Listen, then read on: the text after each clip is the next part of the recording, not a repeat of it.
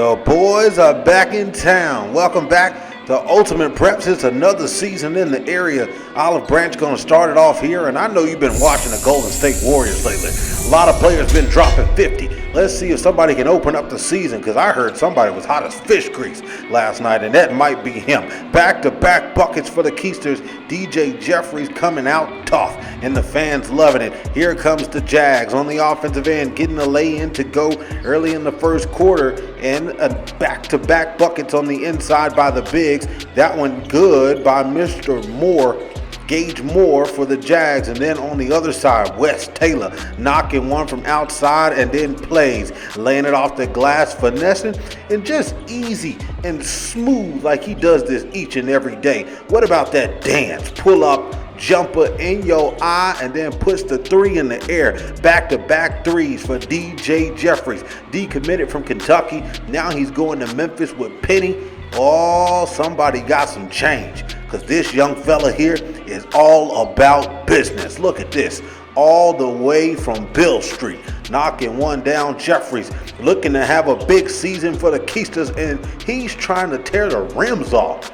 It's only the second game of the season, and this guy is already going hamburger. No need for you to cook it medium or well done. It's already came pre-cooked. Just heat that bad boy up, and DJ will get you the result. Timeout for the Jags, and they just have had enough here in the first quarter. It's not looking good for them. Big time lead for the Keisters to open up. The Jags come out of that timeout, get it two easy back-to-back buckets on the inside.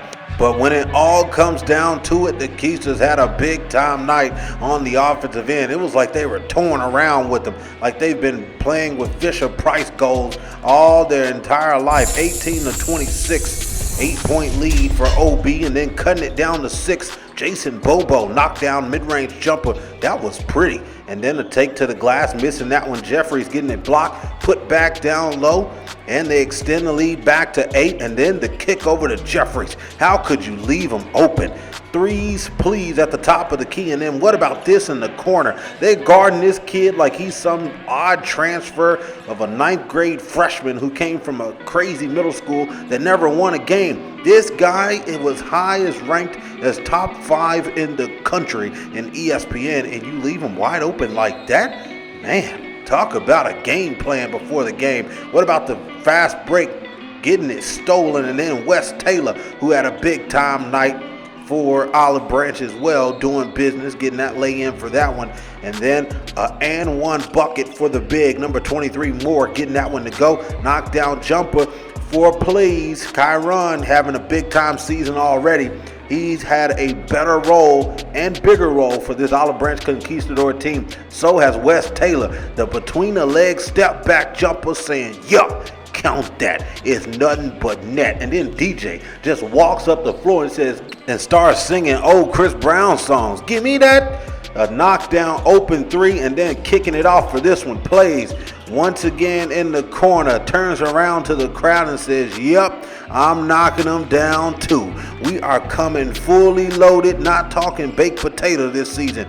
We're all in from deep downtown. Put your threes up in the air, because that's what we're going with all season. Then what about this? The ultimate dunk of the night coming from Joe Cooper. Going in tough, and the guy tried to block his shot or foul him or whatever he was trying to do. It didn't work that time. The point guard going up for the slam. He's getting recruited by so many colleges. No need for you to go down the list. Let's jump to the third quarter. But before that, halftime. What about the dance team? They did a real good job from what I'm hearing. A lot of choreography going into that one. And then some nice posters that were put together by OB as well. Show your school pride as we come out to your games as well. DeSoto Central coming out in the second half, getting the first bucket. And then jumper from deep, missing that one. DJ getting on the board early for the Keisters, getting an easy lay-in, reverse style, and then putting it up.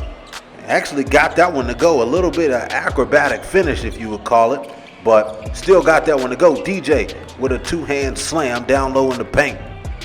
This one continues. Pull-up jumper, mid-range, up and good. Number 24, Morris, getting that one to go for the Jags, and then he says he's all big in the paint. Somebody's been in the weight room. Kyron, please getting the and one bucket, heading to the free throw line. Cooper finding Jeffries in the corner. Nothing but the bottom of the net for the Ford. ESPN top 25, number 21 to be exact, with the in and out crossover and then pulling out the gun. He got the tech for that one, but I tell you one thing, it was well worth it. I hate to teach that, but man, he deserved that one. You hit somebody with the in and out hezzo like that and pull up in his face and go bang.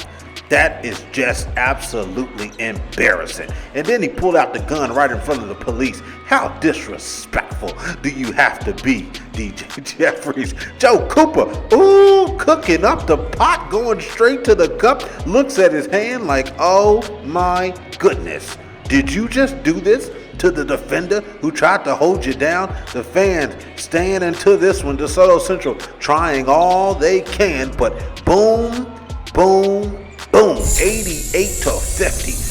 Almost a 40-point lead for the Keisters heading to the fourth quarter, and no need to stop here. DJ back to back on the fast break. Boom! Then he yells in the camera, says, oh yeah, you know what time it is. You might as well check him out. We see what type of game it is. DJ ending the night 51 points. 8 rebounds on 9 of 11 shooting from 3. This guy here is lethal. And it was still 5 minutes left to go. Somebody please comment in the comment section. How do you have 50 points, 8 rebounds, and 9 threes, still 5 minutes left to go in the game? This guy could have easily went for 60 or 70 points. How many do you think he would have went for on DeSoto Central, getting out the game and still getting a standing ovation, which is definitely well deserved for the Memphis commit?